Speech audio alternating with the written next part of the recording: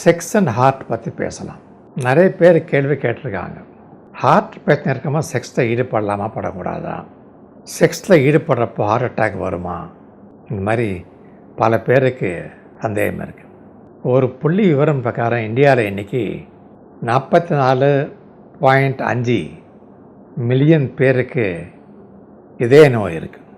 பெரிய எண்ணிக்கை இல்லையா, பிக் ஃபிகர். சில பேருக்கு சந்தேகம் வந்து ஓப்பனாக கேட்டுறாங்க, சில பேர் சந்தேகத்தை கேட்கறதுக்கு தயங்குறாங்க. அதனால தான் பிரச்சனை வருது. ஒருத்தருக்கு ஹார்ட் அட்டாக் வந்தால் நான் சொல்ல தேவையில்லை, அவங்க ஆட்டோமேட்டிக்காக டாக்டர்கிட்ட போவாங்க, ஹாஸ்பிட்டலில் அட்மிஷன் பண்ணுவாங்க, ட்ரீட்மெண்ட் பண்ணி வீட்டுக்கு அனுப்பிடுவாங்க. என்றைக்கு உங்கள் டாக்டர் வந்து நீங்கள் நார்மலான செயல்பாடில் ஈடுபடலான்னு சொன்னால் அன்றைக்கிலேருந்து நீங்கள் தைரியமாக தாராளமாக செக்ஸில் ஈடுபடலாம். நான் உங்களுக்கு ஒரு சின்ன கதை சொல்கிறேன். ஒரு மிடில் ஏஜ்டு ஜோடி, அவருக்கு ஹார்ட் அட்டாக் வந்துடுச்சு. 3 வாரம் ஹாஸ்பிட்டலில் அட்மிட் ஆகிருந்தாங்க. அப்புறம் டாக்டர் வந்து வீட்டுக்கு அனுப்பிட்டார்.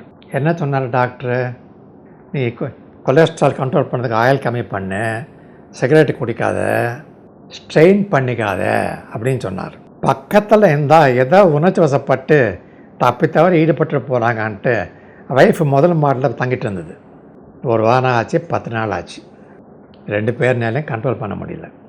ஹஸ்பண்ட் என்ன பண்ணார், நடு இரவில் கண்ட்ரோல் பண்ணாமல் செத்தாலும் பரவாயில்லடா செக்ஸில் ஈடுபட்டலான்னு சொல்லிட்டு மெதுவாக மாடிப்படி ஏற ஆரம்பித்தாங்க. பாதி ஏறின பிறகு பார்த்தா ஒய்ஃப் இறங்கி வந்துட்டு இருந்தது. 2 பேரும் ஷாக் ஆகிட்டாங்க. ஒய்ஃப் வந்து ஹஸ்பண்ட் கேட்டது, ஏன் மாடிப்படி ஏறி வர்றீங்க, என்ன ஆச்சு உங்களுக்கு, ஸ்ட்ரெயின் பண்ணக்கூடாது டாக்டர். ஆமாம் தெரியும், ஆனால் நான் சாவறதுக்கு தான் வர்றேன் நான். இப்போ இவர் கேட்டால் ஒய்ஃபை, நான் சரி சாவறதுக்கு வந்திருக்கேன், நீ ஏன் இறங்கி வர்ற, உங்களை சாவடிக்க வர்றதான் நான். அந்த அளவுக்கு பயங்க அந்த காலத்தில். இன்றைக்கி அந்த அளவுக்கு கோலப்பட தேவையில்லை. 3 வாரம் ஹாஸ்பிட்டல் அட்மிஷனே தேவையில்லை. மிஞ்சி போனால் 5 நாள் ஒரு வாரத்தை வீட்டுக்கு அனுப்பிடுவாங்க. தேவைப்பட்டால் ஸ்டென்ட் போடுவாங்க, அப்படி இல்லைன்னா கொரோனரி பைபாஸ் கிராஃப்டும் பண்ணி விட்டுடுவாங்க. ஹார்ட் அட்டாக் வந்தவங்களோ, ஸ்டென்ட் போட்டிருக்கவங்களோ, பைபாஸ் சர்ஜரி பண்ணியிருக்காங்களோ யாராக இருந்தாலும் சரிதான், கவலைப்பட தேவையில்லை. என்றைக்கு உங்கள் டாக்டரு நீங்கள் சாதாரணமாக தினசரி பண்ணக்கூடிய வாழ்க்கையில் அந்த செயல்பாடில் ஈடுபடுங்கன்னு சொன்னால் அது போதும். முக்கியமாக ஞாபகம் வச்சுக்க வேண்டியது, 2 மாடிப்படி 2 flights of stairs, அது நெஞ்சு வலி இல்லாமல் பெரிய மூச்சு வாங்காமல் கஷ்டப்படாமல் அது இருந்தால் கவலைப்பட தேவையில்லை. அல்லது பார்க்லேயோ ப்ளே கிரவுண்ட்லேயோ 1 மைல் 20 நிமிஷத்துக்கு நடந்தீங்கன்னா நெஞ்சு வலியோ மூச்சு வாங்கிறத பிரச்சனை இல்லைன்னா அப்போ நீங்கள் நார்மல், எந்த கவலையும் பட தேவையில்லை, தாராளமாக செக்ஸில் ஈடுபடலாம். சந்தேகமாக இருந்தால் உங்கள் ஹார்ட் டாக்டரை கேளுங்க, அவரே சொல்வார் கிளியராக எப்போ நீங்கள் ஈடுபடலான்ட்டு. ட்ரெட்மில் ஸ்ட்ரெஸ் டெஸ்ட்டுன்னு சொல்லி ட்ரெட்மில் மேலே அவங்க நடக்க சொல்லுவாங்க. நீங்கள் நடக்கிறப்ப உங்கள் ஹார்ட் எப்படி ஃபங்க்ஷன் பண்ண சொல்லி படம் எடுப்பாங்க, கிராஃபு. அந்த ட்ரெட்மில் டெஸ்ட் வந்து நெகட்டிவாக வந்ததுன்னா அது நார்மலாக இருக்குன்னு அர்த்தம். ஞாபகம் வச்சுக்கோங்க, எல்லா இடத்துலையும் பாசிட்டிவ் நார்மல், ட்ரெட்மில் டெஸ்ட்டில் மட்டும் நெகட்டிவ் வந்தால் தான் நார்மல். அது நார்மலாக இருந்தால் கவலைப்பட தேவையில்லை. தயவு செஞ்சு நான் சொன்னேன்னு புரிஞ்சுக்கோங்க. பட் உங்கள் ஹார்ட் டாக்டரை நீங்கள் கண்டிப்பாக கேட்கணும், அதுதான் முறை. சரி, செக்ஸில் ஈடுபட்டால் டெத்து வந்துடுமான்னு சந்தேகம் இருக்குது. இந்த சந்தேகத்துக்கு அர்த்தம் கிடையாது. உலகம் பூரா ஆராய்ச்சி பண்ணாங்க, செக்ஸ் பண்ணுறவங்க இறந்து போனவங்க யார், எத்தனை சதவீதம், 0.6% கம்மி. புரிஞ்சுதா? அதுவும் இந்த 0.6% யார், முறையேற்ற உறவு, லைஃப் கேட்டு ஈடுபடல, வெளியே பெண்ணோடு ஈடுபட்டிருக்காங்க. ஸோ அதனால் யாருமே எந்த விதமான கவலையும் பட தேவை. ஏன்னா முறையேற்ற இருவரை ஈடுபடுறப்போ எக்ஸைட்மெண்ட் லெவல் அதிகமாக இருக்கும், heart rate, heart functioning increase ஆகும். அது ரிஸ்க் ஃபேக்டர். அது மட்டும் இல்லை, நான் சொல்கிறேன், நம்ம ஊரில் எப்படி ஒரு பழக்க வழக்கம்னு சொல்லிட்டு என்ன பண்ணுவாங்க, ஹோட்டலில் ரூம் புக் பண்ணிக்குவான், ஒரு கால்கேலை புக் பண்ணிக்குவான். அதோட பண்ணால் பரவாயில்ல, அதுவே தப்பு.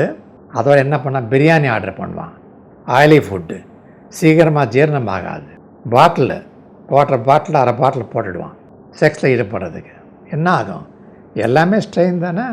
ஸோ ஆயிலி ஃபுட்டும் ஆல்கஹால் சாப்பிட்றதும் வைஃப் இல்லாத மற்ற பெண்ணும் டெஃபினட்டாக ரிஸ்க் ஃபேக்டர்ஸ். ஞாபகம் வச்சுக்கோங்க. இது மருத்துவ ஆராய்ச்சியில் ஈஸியாக கண்டுபிடிச்சிருக்காங்க. நீங்கள் கவலைப்பட தேவையே இல்லை. சரி சார், அதெல்லாம் நான் பண்ணல. பட் நான் பொதுவாக ஞாபகம் வச்சுக்க வேண்டிய எச்சரிக்கை என்ன? சிம்பிள். ஒருத்தனுக்கு ஒருத்தி, அதை ஞாபகம் வச்சுக்கோங்க. உங்கள் ஒய்ஃபோட மட்டும்தான் நீங்கள் செக்ஸில் ஈடுபடுங்க. நான் ஒரு மாரல் இஷ்யூவாக சொல்லலை, ஹெல்த் இஷ்யூவாக சொல்கிறேன். ரெண்டாவது, சாப்பிட்ட உடனே செக்ஸுக்கு முயற்சி பண்ணாதீங்க. நான் காரணம் சொல்கிறேன். சாப்பிட்ட ஆகாரத்தை ஜீர்ணிக்கிறதுக்கு ரத்த ஓட்டம் வயிறுக்கும் குடலுக்கும் போகும். Castro intestine attacked. அப்போ எப்படி ஆட்டுக்கு ரத்தம் ஓட்டம் போகும்? கம்மியாக தானே ஆகும். ஒன்று ஞாபகம் வச்சுக்கோங்க, நம்ம உடம்புல இருக்கிற ரத்த ஓட்ட பங்கு டோட்டலாக வால்யூம் 5 லிட்டர் தான். இயல்பு என்ன பண்ணுது, நம்ம எந்த விதமான செயல்பாடில் ஈடுபடுறோமோ அதுக்கு தகுந்த ரத்த ஓட்டம் அங்கே டைவர்ட் பண்ணுது. பேச்சுக்கு சொல்கிறேன். இப்போ டென்னிஸ் ஆடுறாங்க, ஸ்விம் பண்ணுறாங்க, சண்டை போடுறான், அப்போ என்னாகும்? ரத்த ஓட்டம் கைக்கு அதிகமாக போகும். கோபம் வந்தது, முகமெல்லாம் செவந்து போகுது இல்லையா?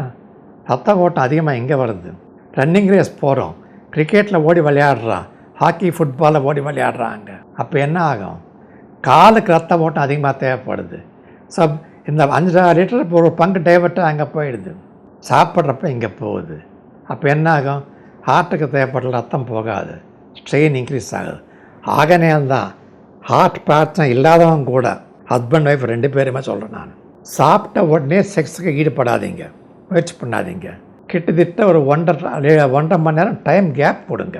அதுதான் நான் என் பேஷண்ட் எப்பயுமே சொல்கிறது. ஈடுபடுறப்ப அரை வயிறு இருக்க மாதிரி பார்த்துக்குவாங்க பண்ணுறது.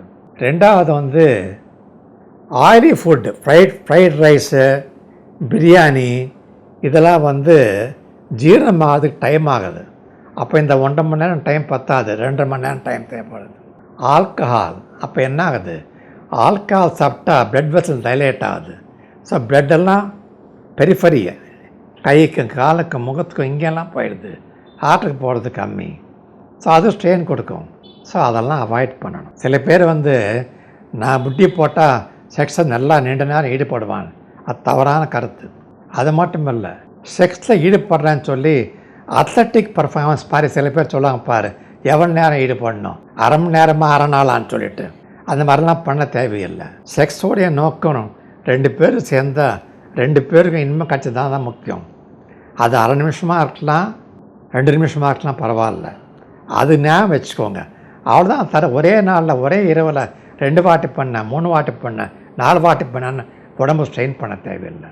முக்கியமாக பாடி ஃபிட் கண்டிஷனை வச்சுக்குவோம். எக்ஸசைஸ் பண்ணி, எனக்கு எந்த நோயும் கிடையாது சார், நான் ஃபிட்டுன்னு சொல்லுவாங்க. கிடையாது, நோய் இல்லை, கரெக்டு, ஆனால் ஃபிட்டு கிடையாது. நீங்கள் பார்த்துருப்பீங்க, அந்த தொந்தி இப்படி இருக்கும், போலீஸ்காரன் இருக்கிற மாதிரி. அப்போ என்ன அர்த்தம்? நோய் இல்லாமல் இருக்கலாம், ஆனால் ஃபிசிக்கல் ஃபிட்னஸ் கிடையாது. ஃபிசிக்கல் ஃபிட்னஸ் இல்லைன்னு என்ன ஆகும்? சீக்கிரமாக டயர்ட் ஆகிடுவாங்க, எனர்ஜி காஸ்ட் கம்மியாகும். அந்த மாதிரி ஆளுக்கு என்ன பண்ணுவோம்? ரொம்ப நேரம் பண்ணணும், நிறைய வாட்டி பண்ணணும் ட்ரை பண்ணுறப்போ பாடி நேரம் தாங்க முடியாது. இப்போ ஒல்லியாக இருந்து ஃபிட்டாக இருக்கிறவன் மடமாடான்னு மாடிப்படி ஏறுறவன் சீக்கிரம் ஆகிடுறான்ல. அதே கொஞ்சம் குண்டாக இருந்து ஃபிட்டு இல்லாதவன் கஷ்டப்பட்டு மூச்சு வாங்கிட்டு 5 நிமிஷம் கழித்து தானே மாடி ஏறுறான். டிஃப்ரென்ஸ் தெரியல? அதே மாதிரி தான் செக்ஸ்லேயும். அது யாருக்காக நீங்கள் கஷ்டப்பட்டு பர்ஃபார்ம் பண்ணுறேன், 2 பேருக்கும் சுகமிருந்தால் போதும். அது மெயினாக பார்க்கணும். புரிஞ்சுதா? எந்த கவலையும் பட தேவையில்லை. ஏற்கனவே நீங்கள் ஹார்ட் அட்டாக் இருந்தாலும் கவலைப்பட தேவையில்லை. உங்கள் டாக்டர் மற்றப்படி நீங்கள் சேருங்கன்ட்டு. எப்போ சந்தேகம் வந்ததோ உங்கள் டாக்டரை கன்சல்ட் பண்ணு. இன்னொன்று சொல்ல, நான் நார்மலாக செக்ஸில் ஈடுபட்டு உச்சகட்டத்துக்கு போகிறப்ப maximum heart rate 117 heart beats per minute. 117. ஒரு மனிதனுக்கு ஹார்ட் தாங்க முடியாமல் நெஞ்சு வலி வரணும்னா ஹார்ட் பீட் 135க்கு மேலே போகணும். இப்போ நிமிஷத்துக்கு சொல்கிறேன் இதெல்லாம்.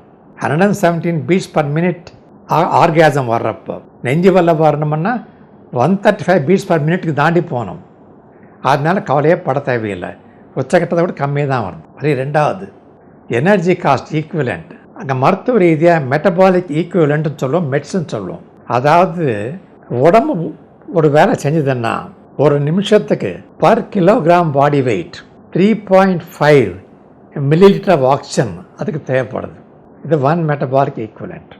செக்ஸில் ஈடுபடுறப்போ 4 to 4.5 மெட்டபாலிக் ஈக்குவலண்ட் தான் எனர்ஜி காஸ்ட் பாடிக்கு. ஹார்ட் அட்டாக் வரணும்னா 8.5 மேலே போகணும். அதனால் எந்த கவலையும் பட வேணாம்.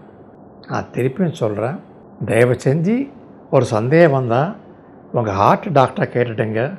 Always best. நான் கொடுக்கறது ஒரு கைட்லைன்ஸ். இது மட்டும் இல்லாமல் உங்கள் டாக்டர் கொடுத்த மருந்து ஒழுங்காக சாப்பிடுங்க, எக்ஸசைஸ் பண்ணுங்கள், மாடரேட் எக்ஸசைஸ் பண்ணுங்கள், பாடி ஃபிட்டாக வச்சுக்கோங்க, அதிகமாக சாப்பிடாதீங்க, ஸ்மோக்கிங் ட்ரிங்கிங் எல்லாம் விட்டுடுங்க, ரெஸ்ட் எடுங்க. எப்பவுமே உடம்பு ரெஸ்ட் எடுத்த பிறகு செக்ஸில் ஈடுபட்டப்போ உடம்பு பாடி ஸ்ட்ரெயின் ஆகாது. நம்ம என்ன பண்ணுறோம், இரவில் தான் ட்ரை பண்ணுறோம். அப்போ எனர்ஜி எங்கே இருக்குது? ஹார்ட்டும் ஸ்ட்ரெயின் ஆகும், பாடி ஸ்ட்ரெயின் ஆகும்.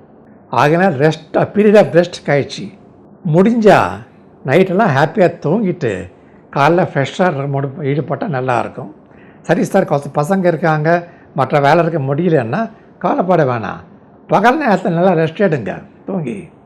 ரெஸ்ட் எடுத்த பிறகு தான் யாராக இருந்தாலும் ஹார்ட் பிரச்சனை இருக்கிறவங்க சரி தான், இல்லாதவனும் சரி தான், ஒரு பீரியட் ஆஃப் ரெஸ்ட் பிறகு ஈடுபட்டால் தான் நல்லது.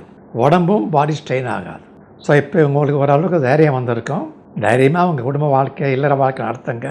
நான் சொன்ன மாதிரி சந்தேகம் வந்தால் முதல்ல டாக்டர்கிட்ட போய் அட்வைஸ் கேளுங்க. All the best.